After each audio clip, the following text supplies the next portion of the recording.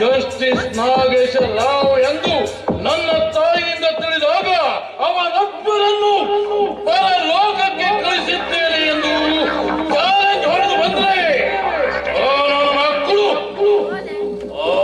Justice Nagesha Rao retired ಆಗಿ ಈ ಊರೇ ಬಿಟ್ಟು ಹೋದ್ರು.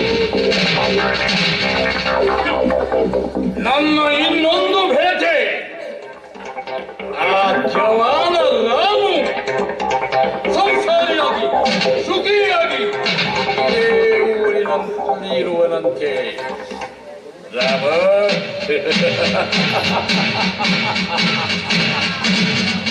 ನಿನ್ನ ಮನೆಗೆ ಕಾಲಿಟ್ಟ ನಿನ್ನ ಮನೆಯ ಹಿರಿಯ ಸೊಸೆ ಯಾರು ಏನು ಎಂದು ನೀನಿನ್ನೂ ತಿಳಿದುಕೊಳ್ಳಲಿಲ್ಲ.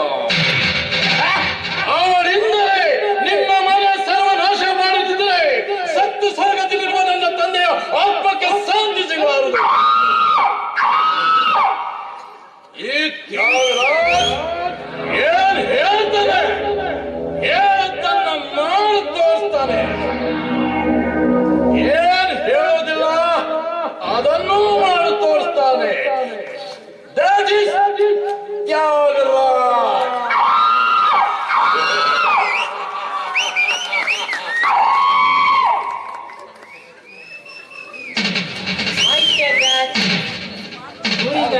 ಊರಿಂದ ಯಾವಾಗ ಬಂದ್ರಿ ನೀವು?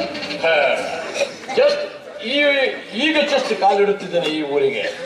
ಅಂತೂ ಈ ಮಾಲಿನ್ಯವನ್ನು ನನ್ನನ್ನು ಮರೆಯದೆ ನಾನು ಕೊಟ್ಟ ಮೆಸೇಜ್ ನೋಡಿ ನೀವು ಬಂದಿದ್ದಕ್ಕೆ ತುಂಬಾ ಸಂತೋಷ.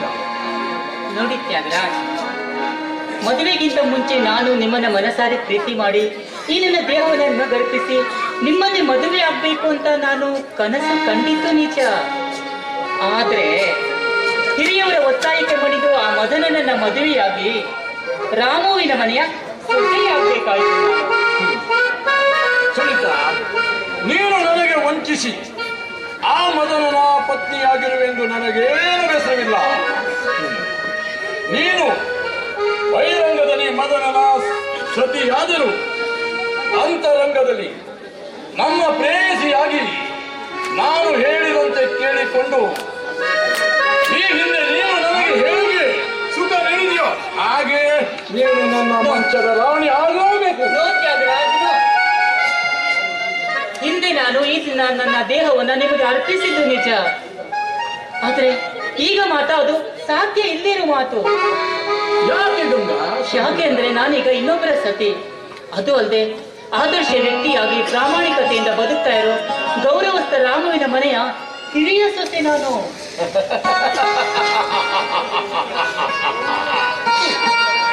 ಗೌರವಸ್ಥ ಮನೆಯ ಹಿರಿಯ ಸೊಸೆ. ಸುನೀತಾ, ಕಂಡವರಿಗೆ ತನ್ನ ಕಾಮತೃಷೆ ತೀರಿಸಿಕೊಳ್ಳಲು ಸೆಲಗು ಹಾಸಿದ ನೀನು ಗೌರವಸ್ಥ ಸೊಸೆ.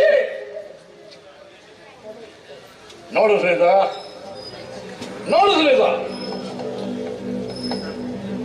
ಈ ಮೊಬೈಲ್ ನಲ್ಲಿರುವ ನಿನ್ನ ಪ್ರತಿರೋಧೆಯ ಅಶ್ಲೀಲ ನೀಲಿ ಚಿತ್ರ ನೋಡು. ಇದನ್ನೇ ನಾನು ನೆಟ್ವರ್ಕ್ ನಲ್ಲಿ ಹಾಕಿದ್ರೆ ನಿನ್ನ ಚರಿತ್ರೆ ಎಲ್ಲರ ನಾಲಿಯಲ್ಲಿ, ನೀನು ಬೀದಿಯಲ್ಲಿ.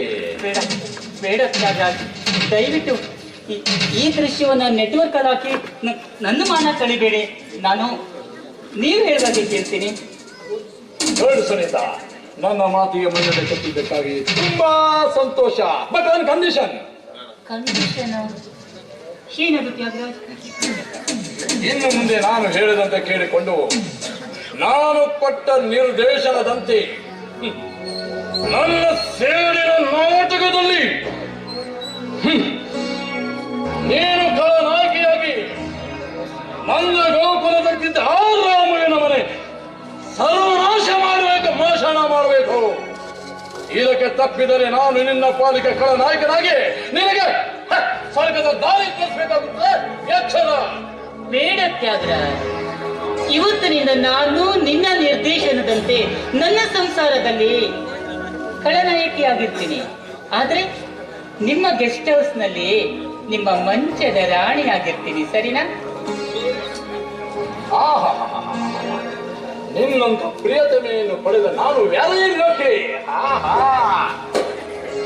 ಏನು ಅಂದವು.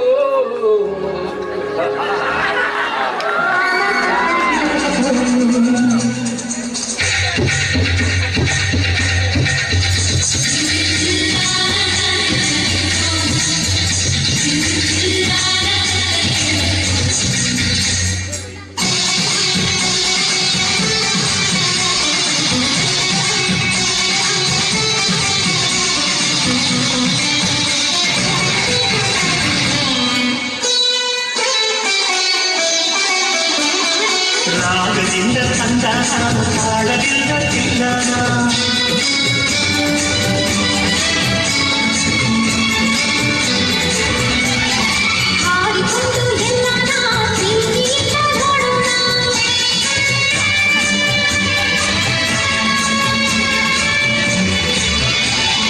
ನನ್ನ ಪ್ರಪಂಚದ ಬಾಳೆಂದೆನ,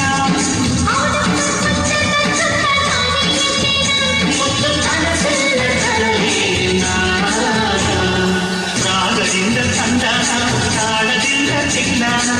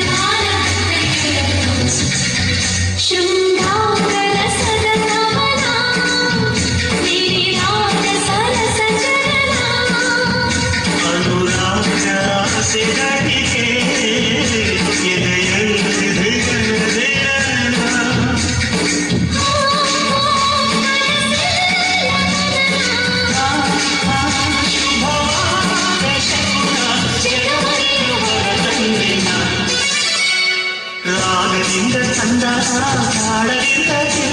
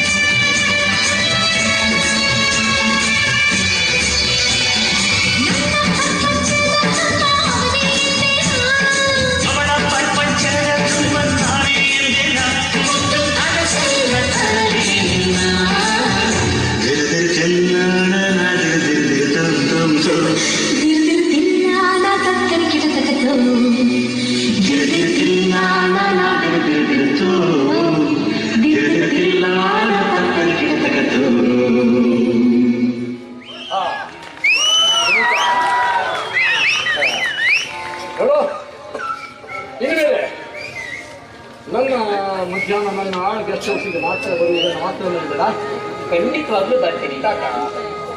ಬಾಯ್ ಬಾಯ್. ಬಾಯ್ ಬಾಯ್.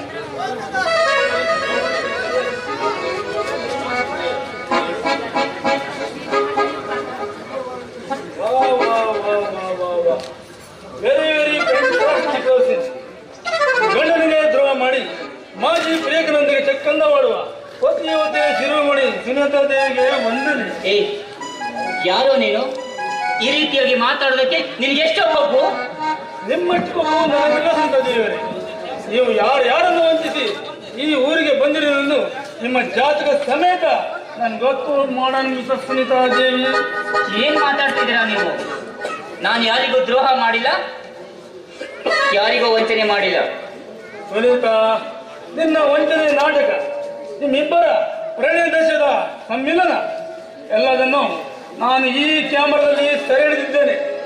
ಇದೇನೇ ನಾನು ಅಂದರೆ ನನ್ನ ಆತ್ಮೀಯ ಸ್ನೇಹಿತ ಅಂದರೆ ನಿನ್ನ ಗಂಡ ಮದನ್ ನಿನ್ನ ತೋರಿಸಿದರೆ ಏನು ಗೊತ್ತಾ? ಏನ್ ಹೇಳ್ತಾ ಇದ್ದೀರಾ ನೀವು? ನನ್ನ ಗಂಡ ಮದನ ನಿಮ್ಮ ಆತ್ಮೀಯ ಸ್ನೇಹಿತರೆ? ಹೌದು. ನನ್ನ ಕತೆ ಮುಗೀತು. ಆದರೆ ಒಂದು ಮಾತು ಸುನೀತಾ, ನಾನು ಹೇಳಿದ ನೀನು ಕೇಳದಿದ್ದರೆ ಈ ಕ್ಯಾಮರಾದ ಫೋಟೋಗಳು ನಿನ್ನ ಗಂಡ ಕೈಲಿರುತ್ತೆ. ನಿನ್ಗಾಗ ಗೈಯಾಳಿ ಎಂದು ಬಿರುದು ಬರುತ್ತೆ. ವಿಚಾರ ಮಾಡು ಸುನೀತಾ, ವಿಚಾರ ಮಾಡು. ವಿಚಾರ ಮಾಡೋದೇನಿದೆ?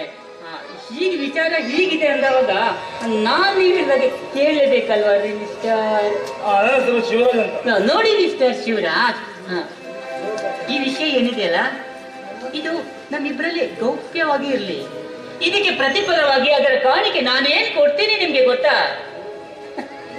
ಆ ತ್ಯಾಗರಾಜನ ಹಾಗೆ ನನ್ನ ಮಂಚಕ್ಕೆ ನೀವು ಕೂಡ ರಾಜನಾಗಬಹುದು. ನಿನ್ನ ಸುಖಕ್ಕಾಗಿ ಕಂಡವರ ಸೆರಗ ಹಾಸುವ ನಿನ್ನಂತ ನೀತಿಗೆಟ್ಟವ ರಾಜನಾಗಲು ನಾನಿನ್ನು ಮರ್ಯಾದೆ ಬಿಟ್ಟವನಲ್ಲ. ಹಾಗಾದ್ರೆ ನಿನ್ಗೆ ಏನ್ ಬೇಕು ಅದನ್ನಾದ್ರೂ ಕೇಳು. ನನಗೆ ನೋಡು ಸುನೀತಾ, ನನಗೆ 5,000 ಜೀವನ ನಡೆಸಲಿಕ್ಕೆ ಹಣ ಬೇಕು. ಆ ಹಣ ನೀನು ಕೊಡಬೇಕು. ಹಣ ಕೂಡ ನಿರಾಕರಿಸಿದರೆ ಮುಂದೆ ನಾನು ಏನ್ ಮಾಡ್ತೀನಿ ಎಂಬುದು ನಿನಗೆ ಗೊತ್ತಾಗುತ್ತೆ. ಬೇಡ, ನಾನು ನೀವು ಹೇಳಿದಾಗೆ ಕೇಳ್ಕೊಂಡಿರ್ತೀನಿ. ನಿಮ್ಗೆ ಹಣ ಬೇಕು ತಾನೆ? ನಾನು ಖಂಡಿತವಾಗ್ಲೂ ಕೊಡ್ತೀನಿ. ನೋಡಿ ಸುನೀತಾ, ವೆರಿ ಗುಡ್. ಆದರೆ ಒಂದು ಮಾತು, ಈ ವಿಷಯವನ್ನ ನಿನ್ನ ಪ್ರಿಯಕರನಿಗೆ ತಿಳಿಯಬಾರದು. ತಿಳಿಸಿದರೆ ನಾನು ನಿಮ್ಮಿಬ್ಬರಿಗೆ ಕಂಟಿಗ ಪ್ರಾಣ ಆಗಬೇಕಾಗುತ್ತೆ. ಬಿ ಕೇರ್ಫುಲ್ ಅಂತ, ಬಿ ಕೇರ್ಫುಲ್. ಸರಿ, ಖಂಡಿತವಾಗ್ಲು ಆಡಿನ ಮಾತಿಗೆ ತಕೊಳ್ಳಲ್ಲ ನಾನು. ನೀವು ಹೇಳಿದಾಗೆ ಕೇಳ್ಕೊಂಡಿರ್ತೇನೆ. ಆಯ್ತು, ನಾನು ಬರ್ತೇನೆ. ಏನ್ ಮಿಸ್ಟರ್ ಶಿವರಾಜ್, ಇವತ್ತು ನಾನು ನೀನು ಹೇಳಿದಕ್ಕೆ ಯಾಕೆ ಒಪ್ಕೊಂಡೆ ಗೊತ್ತಾ? ಇವತ್ತಿಗೆ ನಾನು ಪಾರಾಗಬೇಕಾಗಿತ್ತು. ನೀನ್ ಹೇಳಿದಾಗೆ ಕೇಳ್ಕೊಂಡು ಬಿದ್ದಿರೋದಕ್ಕೆ ನಾನೇನು ನಿನ್ನ ಸ್ತೋತ್ರದ ಕೊಂಬೆ ಅಂತ ಅಂದ್ಕೊಂಡಿದ್ಯಾ ನೀನು? ನೀನು ಸೆರೆ ಹಿಡಿದಿರುವ ಆ ದೃಶ್ಯವನ್ನ ನಾನು ಡಿಲೀಟ್ ಮಾಡೋದಕ್ಕೆ ಸಾಧ್ಯ ಆಗದೆ ಇರಬಹುದು, ಆದ್ರೆ ಈ ಪ್ರಪಂಚದಿಂದ ನಿನ್ನನ್ನ ಡಿಲೀಟ್ ಮಾಡೋದಕ್ಕೆ ಟ್ರೈ ಮಾಡ್ತೀನಿ ನಾನು.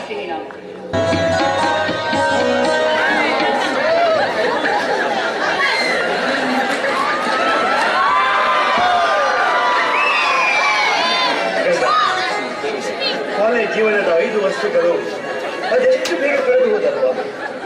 ಇಂದು ಕಾಲೇಜಿನ ಕೊನೆಯ ದಿನ. ನಾವು ಪ್ರತಿದಿನ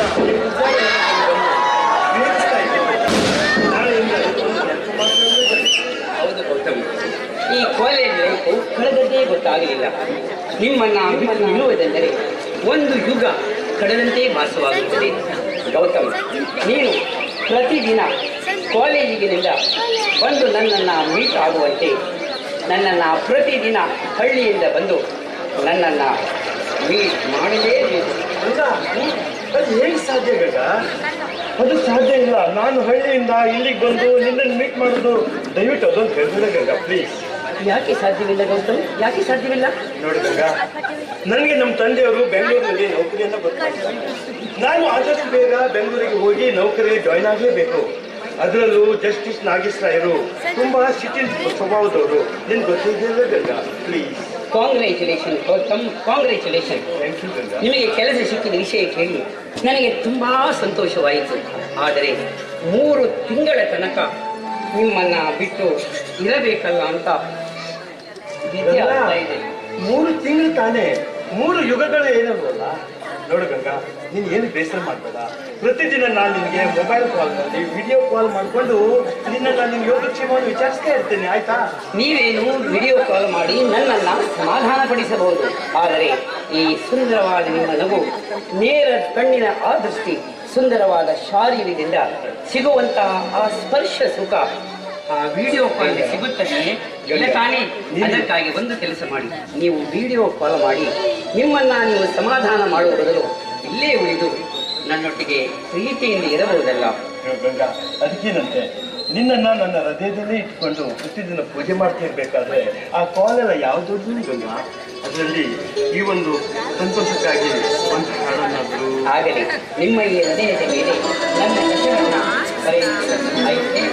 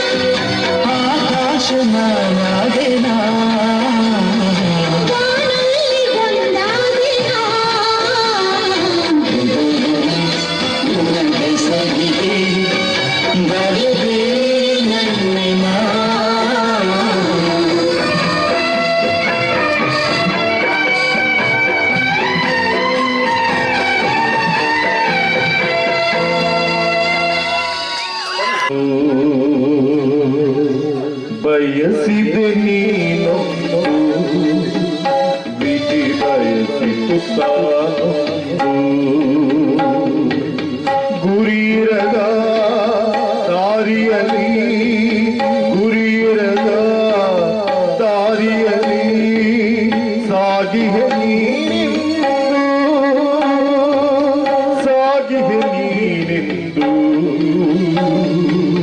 ಬಯಸಿದೆ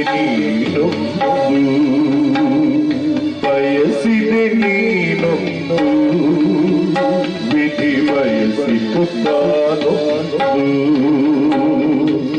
ನಡು ಹಗಲಲ್ಲೇ ಸಾಗಿದರು ಕತ್ತಲೆ ಕವಿದೋತು ನಡು ಹಗಲಲ್ಲೇ ಸಾಗಿದರು ಕತ್ತಲೆ ಕವಿದೋತು ಗತ್ತಿನ ಬಾಳನು ನಡೆಸಿದರು ಬೆತ್ತಲೆ ಬೀಡಾತು ಬೆತ್ತಲೆ ಬೀಡಾತು ಬಯಸಿದೆ ನೀನೊಂದು ಬಯಸಿದೆ ನೀನೊಂದು ವಿಧಿ ಬಯಸಿಸುತ್ತಾನೊಂದು ವಿಧಿ ಬಯಸಿಸುತ್ತಾನೊಂದು ವಿಧಿ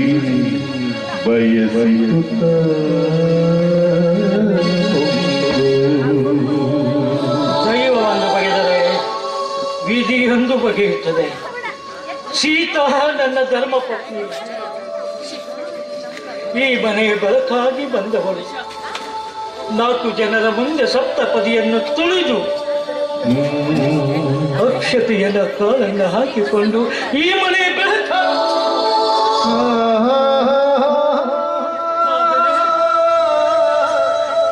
ಆದರೆ ಮುತ್ತೈದೆಯ ಕ್ಯಾನ್ಸರ್ ಎನ್ನುವಂತ ಭೀಕರವಾದಂತ ರೋಗದಿಂದ ನನ್ನನ್ನೇ ಬಿಟ್ಟು ಹೋಗಿತ್ತು. ಹೆಂಡತಿ ಇಲ್ಲದಿದ್ದರೆ ಜೀವನದಲ್ಲಿ ಸುಖವೆಲ್ಲಿದೆ? ಬರೀ ದುಃಖ ದುಮ್ಮಾನಗಳೇ ರಾಶಿ. ಎಲ್ಲವೂ ನನ್ನ ಹಣೆ ಬರ. ಸೀತಾ ಸೀತಾ ಸೀತಾ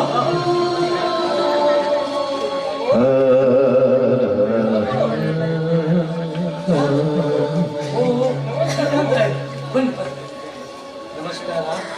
ಬಹಳ ಅಪರೂಪವಾಗಿ ನನ್ನ ಮನೆ ಬಂದಿದ್ದು. ಬನ್ನಿ ಕೂತ್ಕೊಳ್ಳಿ. ರಾಮು,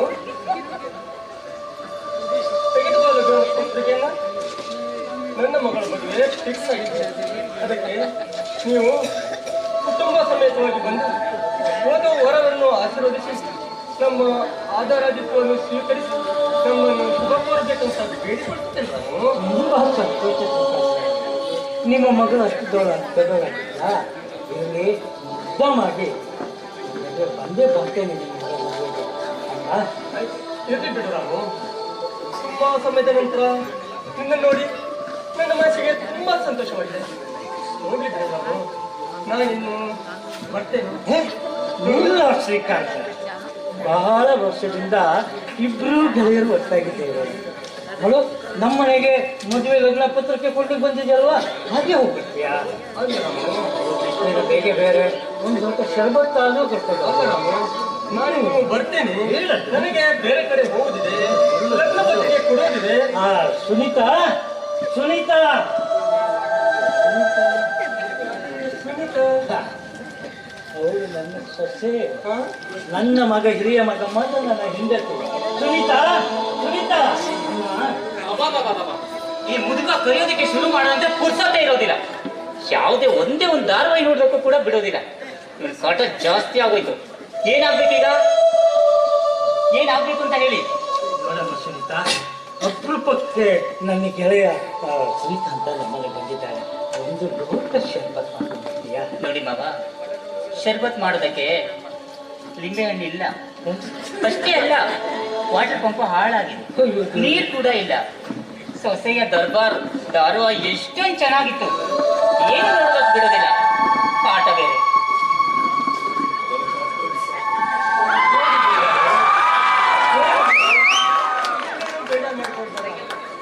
ಸೊಸೆ ದರ್ಬಾರ ಧಾರಾವಾಹಿ ತುಂಬಾ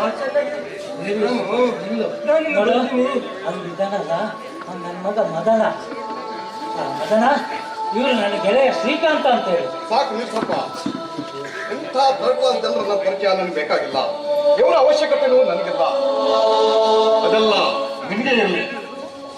ಏನಂದ್ರೆ ಏನಂದ್ರೆ ಮದನ? ಅವರು ದೊಡ್ಡ ಎಂಥ ಮುಖ್ಯ ಅಂತ ಮಾತಾಡ್ತೀನಿ. ಅಲ್ಲ, ಬಡವ ಶ್ರೀಮಂತ ಅನ್ನೋದು ಎಲ್ಲಿದೆ? ಎಲ್ಲರೂ ಮನುಷ್ಯರು. ಮನೆಗೆ ಬಂದಂತ ಅತಿಥಿಗಳನ್ನ ಹಾಗೆ ಹೀಯಾಳಿಸುವುದು ಅದು ಸೌಜನ್ಯದ ಲಕ್ಷಣ ಅಲ್ಲ.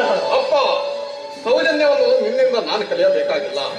ಅದರಲ್ಲೂ ಮನೆಗೆ ಬರುವ ಅತಿಥಿಗಳು ನನ್ನ ಅಂತಸ್ತಿಗೆ ತಕ್ಕಂತೆ ಇದ್ದರೆ ನಾನು ಗೌರವ ಪಡಬಹುದು. ಈ ಸೊಸೈಟಿಯಲ್ಲಿ ನಮ್ಮ ಸರಿಸಮಾನ ಇದ್ದವರಿಗೆ ನಾವು ಸ್ನೇಹ ಕೊಡ್ಬೇಕೇನ, ಇಂಥವರಿಗಲ್ಲ. ಅಪ್ಪ, ಇದು ನನ್ನ ಪ್ರಿನ್ಸಿಪಲ್. ಒಂದು ಮಾತು ಹೇಳ್ತಾ ಇದ್ದೀನಿ ಕೇಳು. ಶ್ರೀಮಂತಿಕೆ ಏನೆಂದು ಅರಿಯದ ನಿನ್ನಂತ ದರಿದ್ರನಿಗೆ ಅದು ಹೇಗೆ ಗೊತ್ತಾಗಬೇಕು? ಬಹಳ ಮುಚ್ಚಿನಂತೆ ಮಾತಾಡ್ಬಿಟ್ಟು ನಿನ್ನ ಜನ್ಮದಾತನಿಗೆ ದರಿದ್ರ ನಿಜ ಕಣೋ. ನಾನು ದರಿದ್ರ ನಿಜ ಕಣೋ. ಯಾಕೆ ಗೊತ್ತಾ? ನಿಮ್ಮನ್ನ ಸಾಕುವಾಗ ಅಲ್ಲಿ ಕೆಲಸ ಮಾಡಿ ಹಣವನ್ನ ಕೂಡಿಟ್ಟಲ್ಲ, ಆ ಕೂಡಿಟ್ಟ ಹಣವನ್ನ ನನ್ನ ಮಕ್ಕಳು ಒಳ್ಳೇದಾಗ್ಬೇಕಂತ ಹೇಳಿ ನಿನ್ನ ಬಿಸಿನೆಸ್ಸಿಗೆ ತಪ್ಪಿಸ್ಕೊಳ್ತೀಯಲ್ಲ. ಅವನಾದ್ರು ಕ್ಯಾನ್ಸರ್ ರೋಗದಿಂದ ಹಾಸಿಗೆ ಮೇಲೆ ಮಲಗಿದಾಗ ಆ ಹಣವನ್ನು ಬಳಸ್ಕೊಳ್ಳೇನ. ನನ್ನಂತೂ ಹೇಳಿದ್ಲು, ಮಕ್ಕಳ ಭವಿಷ್ಯವೇ ದೊಡ್ಡದು, ಆ ಹಣವನ್ನ ಆದ್ರೆ ಇವತ್ತು ನೀನೇನಾದ್ರೂ ಶ್ರೀಮಂತನಾಗಿದ್ರೆ, ಶೋಕಿಯಿಂದ ತಿರುಗ್ತಾ ಇದ್ರೆ ಈ ದರಿದ್ರ ಹಣ ಅಂತ ತಿಳ್ಕೊ. ಅಪ್ಪ, ನಿನ್ನ ಈ ವೇದಾಂತದ ಮಾತುಗಳು ನನಗೆ ಬೇಕಾಗಿಲ್ಲ. ಅದನ್ನು ಕೇಳುವ ತಾಳ್ಮೆ ಸಹ ನನಗಿಲ್ಲ ಈಗ. ಅಲ್ಲ ರೀ, ಈ ನಿಮ್ ತಂದೆಗೆ ನೀವಾದ್ರೂ ಸ್ವಲ್ಪ ಬುದ್ಧಿ ಹೇಳಿ. ಯಾಕೆ ಸುನೀತಾ, ಏನಾಯ್ತು? ಏನಾಯ್ತು ಅಂತ ಕೇಳ್ತೀರಾ? ನನ್ನ ನೀನು ಈ ಮನೆ ಕೆಲಸದವಳು ಅಂತ ಅನ್ಕೊಂಡಿದಾರ ಇವನು? ಅಲ್ಲ, ಈ ಮನೆಗೆ ಬಂದವರಿಗೆ ಹೋದವರಿಗೆಲ್ಲ ಅದು ಮಾಡ್ಕೊಡು ಇದು ಮಾಡ್ಕೊಡು ಅಂತ ಹೇಳೋದಕ್ಕೆ ಅವನು ಮುದುಕ ಬಂದಿದ್ದ, ಅವನಿಗೆ ಶರ್ಬತ್ ಮಾಡ್ಕೊಡು ಅಂತ ಈ ಮುದುಕ ನನ್ನನ್ನ ಹೇಳ್ತಾನೆ. ಅಪ್ಪ, ನಿನಗೆ ಸ್ವಲ್ಪ ಮ್ಯಾನರ್ಸ್ ಇಲ್ವಾ? ಸುನೀತಾ ಈ ಮನೆ ಕೆಲಸದಾಳಲ್ಲ, ಅವಳು ನನ್ನ ಧರ್ಮ ಪತ್ನಿ. ಈ ಮನೆಗೆ ಬಂದು ಹೋಗುವ ನೆಂಟರ ಸಹ ಚಾಕರಿ ಮಾಡು. ನೀನು ನಿನ್ನ ಮಗನಿಗೋ ನಿನ್ನ ಮಗಳಿಗೋ ಹೇಳೋ. ಎಂಥ ಮಾತಾಡ್ತ. ಮಹೇಶ ಮತ್ತು ಗಂಗಾ ಮಾತ್ರ ನನ್ನ ಮಕ್ಕಳ. ಹಾಗಾದ್ರೆ ನೀನ್ ಯಾಕೆ ಕೊಟ್ಟಿದ್ಯಪ್ಪ? ಚಿಂತೆ ಮಾತನಾಡಬೇಡಪ್ಪ. ಸುನೀತಾ, ಊಟ ಮಾಡೋಣ. ಅದು ಊಟ ಏನಾಯ್ತು ಗೊತ್ತಾ? ವಾಟರ್ ಪಂಪ್ ಹಾಳಾಗಿತ್ತು, ನೀರೇ ಇರ್ಲಿಲ್ಲ, ಅದಕ್ಕೆ ಅಡುಗೆನೆ ಮಾಡಿಲ್ಲ ರೀ. ಅದು ನನ್ನಣ್ಣ ತ್ಯಾಗರಾಜ ಅದ್ಯಾವುದು ಗೋಕುಲ ಹೋಟೆಲ್ನಲ್ಲಿ ಡಿನ್ನರ್ ಪಾರ್ಟಿ ಇಟ್ಕೊಂಡಿದ್ದಾನೆ. ನಾವೊಂದು ಹೋಗಿ ಊಟ ಮಾಡೋಣ. ಸರಿ ಸರಿ, ಇವ್ರು ಬೇಕಾದ್ರೆ ಮಾಡ್ಕೊಳ್ತಿರ್ಲಿ, ಬನ್ನಿ ಹೋಗೋಣ.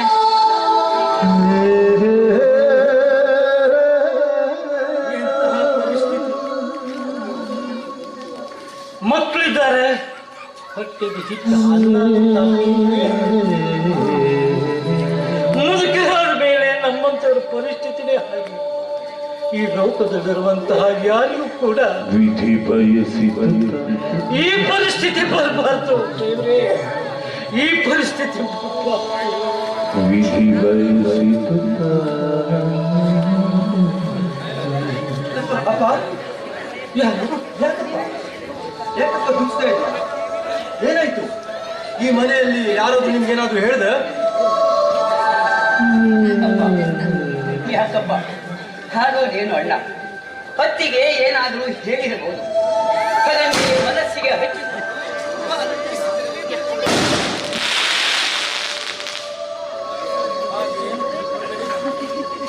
ಮೇಲ್ಗಡೆ ನೋಡ್ತಾ ಇದ್ದಾರೆ, ಕಸ ಬಂದು ಕಣ್ಣಿಗೆ ಸ್ವಲ್ಪ ಒರ್ಸ್ಕೊಂಡೆ ಅಷ್ಟೇ.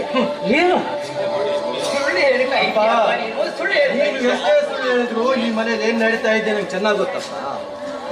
ಯಾವಾಗ ನಮ್ಮ ಅತ್ತೆಗೆ ಅಣ್ಣ ನಿಂತ್ಕೊಂಡ ಆ ತ್ಯಾಗರಾಜ್ ಈ ಮನೆ ಕಾಲಿಟ್ನೋ ಅಂದಿನಿಂದ ನಮ್ಮ ಅತ್ತೆಗೆ ಬದಲಾಗಿದ್ದಾಳೆ. ಯಾಕೋ ಅವರಿಬ್ಬರು ನಡೆದುಕೊಳ್ಳುವ ರೀತಿ ವಿಚಿತ್ರವಾಗಿದೆ ಅಪ್ಪ, ವಿಚಿತ್ರವಾಗಿದೆ, ಸಂಶಯಾಸ್ಪದವಾಗಿದೆ ಅಪ್ಪ. ಮಹೇಶ, ಎಂತ ಮಾತಾಡ್ತಿದ್ಯಾ ನೀನು? ನೋಡು, ಅವ್ರ ವರ್ತನೆ ವಿಚಿತ್ರವಾದರೂ ಕೂಡ ಪ್ರತ್ಯಕ್ಷ ನೋಡಿದ್ರೆ ಪರಾಮರ್ಶೆ ನೋಡಬೇಕು ಅಂತ ಹೇಳ್ತಾರೆ. ಅದರಲ್ಲಿಯೂ ನಿನ್ನ ಅಣ್ಣ ಹೆಂಡತಿಯ ಗುಲಾಮನಾಗಿದ್ದಾನೆ. ಅವರು ಏನು ಹೇಳಿದ್ರು ಕೂಡ ಏನು ತಲೆಗೆ ಹೋಗಲ್ಲ. ಅಪ್ಪ, ನಿಮ್ಮ ಅಣ್ಣ ಅತ್ತಿಗೆ ಎಲ್ಲ ಹೊರಗಡೆ ಹೋದ್ರು, ನಿಮ್ಮ ಅತ್ತಿಗೆ ಅಡುಗೆ ಮಾಡಿದ್ರು. ಬೆಳಗಿನಿಂದ ಏನು ತಿಂದಿಲ್ಲಮ್ಮ, ಹೊಟ್ಟೆ ಹಸಿವಾಗ್ತಾ ಇದೆ. ಏನಾದರೂ ಮಾಡ್ತೀರಮ್ಮ? ಅಪ್ಪ, ನನ್ನ ಮುದ್ದಿನ ತಂದೆಗೆ ಈ ನಲ್ಮೆಯ ಮಗಳಿಂದ ಒಂದು ತುತ್ತು ಊಟ ಮಾಡಿಕೊಡಲಾಗದಂತಹ ಅಭಾಗ್ಯಳಲ್ಲಪ್ಪ ನಾನು, ಅಭಾಗ್ಯಳಲ್ಲ. 10 ನಿಮಿಷದಲ್ಲಿ ನಿನಗೆ ರುಚಿಯಾದ ಅಡಿಗೆಯನ್ನ ಮಾಡಿ ನಾನೇ ಬಡಿಸ್ತೀನಪ್ಪ, ನಾನೇ ಬಡಿಸ್ತೀನಿ. ಸಂತೋಷವೇನಪ್ಪ? ಅಪ್ಪ, ನಾಳೆ ಗಂಡನ ಮನೆ ಹೋದ್ಮೇಲೆ ಗಂಡನಿಗೆ ರುಚಿ ರುಚಿ ಅಡಿಗೆ ಮಾಡಿ ಹಾಕ್ಬೇಕಲ್ಲ, ಅದಕ್ಕೆ ಈಗಲೇ ರೆಡಿ ಆಗ್ತದಲ್ಲಪ್ಪ ನಮ್ಮ ಮುದ್ದಿನ ತಂಗಿ. ಅಯ್ಯೋ ನೋಡು, ಅನ್ನ ಟೆಸ್ಟ್ ಮಾಡಿದ್ರೆ ಯಾರು ಟೆಸ್ಟ್ ಮಾಡ್ತಾರೆ ಮಗ? ಇರಲೇ ಬೇಗ ಅಪ್ಪ, ಮಹೇಶನನ್ನ ಕರ್ಕೊಂಡು ಹೋಗ್ತೀನಿ. ತರಕಾರಿನೆಲ್ಲ ಕೊಚ್ಚಿಕೊಳ್ಳಿ, ನಾನು ಹೇಗೆ ಅಡಿಗೆ ಮಾಡ್ತೀನಿ. ನಾನು ಹೋಗ್ಬೇಕಾ?